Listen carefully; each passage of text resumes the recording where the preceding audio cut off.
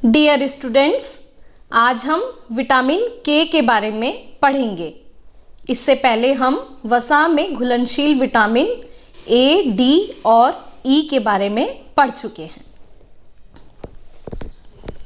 Vitamin के, जैसा कि हमने पहले भी जाना था कि विटामिन के वसा में घुलनशील एक विटामिन होता है।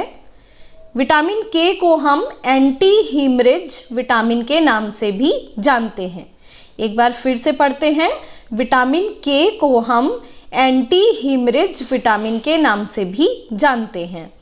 एंटी हीमरेज विटामिन का मतलब है रक्त के बहने को रोकने वाला विटामिन।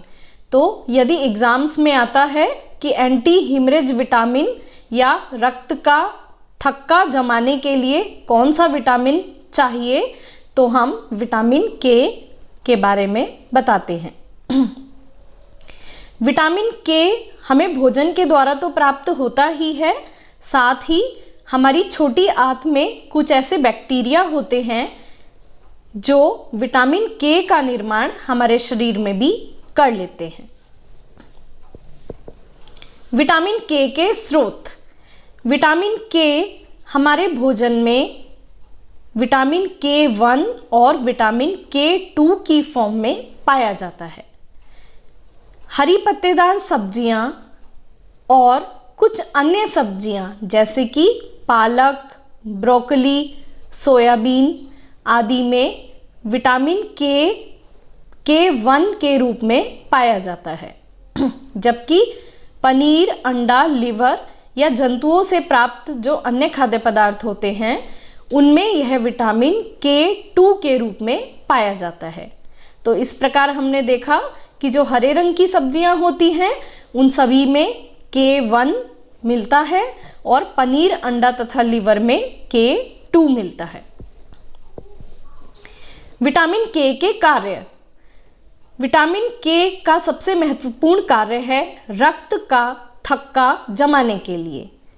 यदि कभी भी हमारे शरीर में आंतरिक या बाहरी चोट लग जाती है तो खून को बहने से रोकने में विटामिन के की महत्वपूर्ण भूमिका होती है। रक्त को जमने के लिए प्रोथ्रोम्बिन नामक एक प्रोटीन की आवश्यकता होती है। इस प्रोथ्रोम्बिन प्रोटीन को बनने के लिए विटामिन के जरूरी है। तो इस प्रकार यदि हमारे शरीर में आंतरिक या बाह्य कहीं पर भी छोटा मोटा कट लगने से या चोट लगने से रक्त बहता है तो उसकी क्लॉटिंग होने के लिए या उसके जमने के लिए विटामिन के का होना अत्यधिक आवश्यक है। प्रायः जो वयस्क लोग होते हैं उनमें विटामिन के की कमी नहीं पाई जाती, क्योंकि जैसा हमने पहले भी कहा कि विटामिन के हमारे शरीर में भी बैक्टीरिया के द्वारा बन जाता है।